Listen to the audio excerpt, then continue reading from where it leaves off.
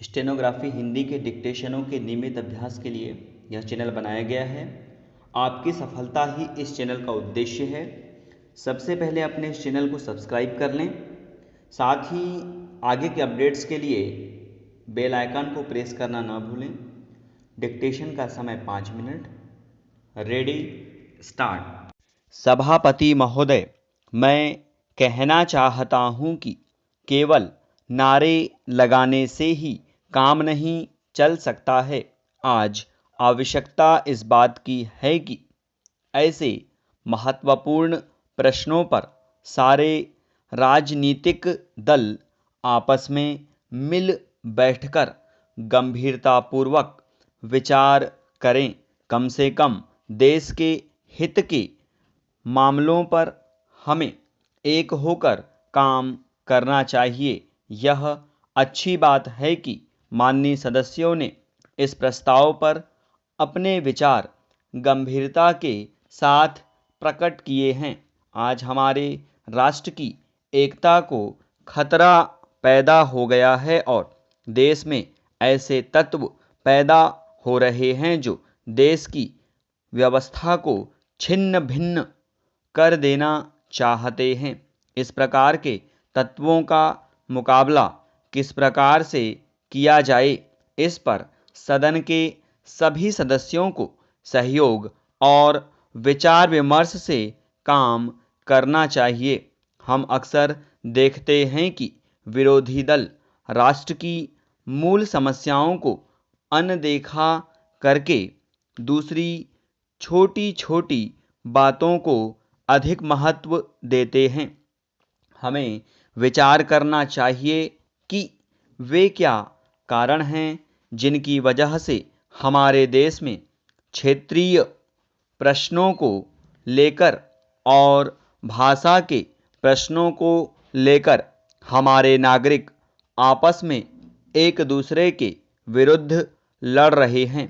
ऐसे प्रश्नों पर हमें व्यापक दृष्टिकोण से विचार करना चाहिए। हमें ऐसी बात बिल्कुल नहीं कहनी चाहिए जिससे देश की एकता को खतरा पैदा हो।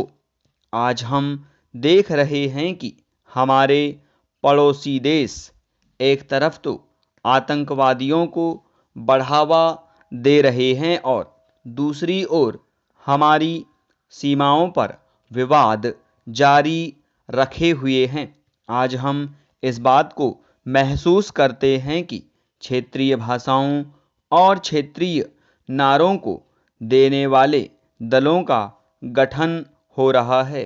इन तत्वों का मुकाबला हमें राजनीतिक स्तर पर करना होगा।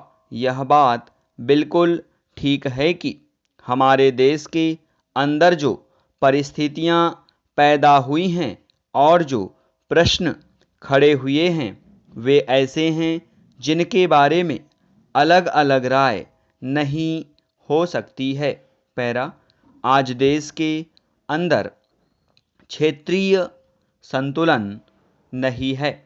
देश में लोगों के ऐसे वर्ग हैं जिनकी प्रगति दूसरों के मुकाबले में बहुत कम हुई है और इसको लेकर आज उनके अंदर एक असंतोष की भावना पनप रही है।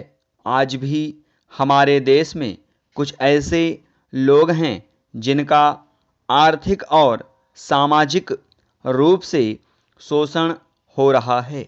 मैं तो यह भी महसूस करता हूँ कि उनका राजनीतिक शोषण भी हो रहा है।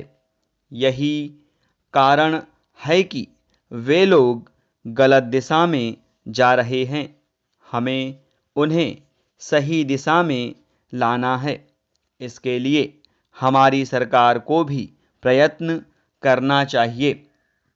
मुझे आज इस विषय पर बोलने का जो अवसर मिला है, मैं उसके लिए सभापति जी का बहुत आभारी हूँ।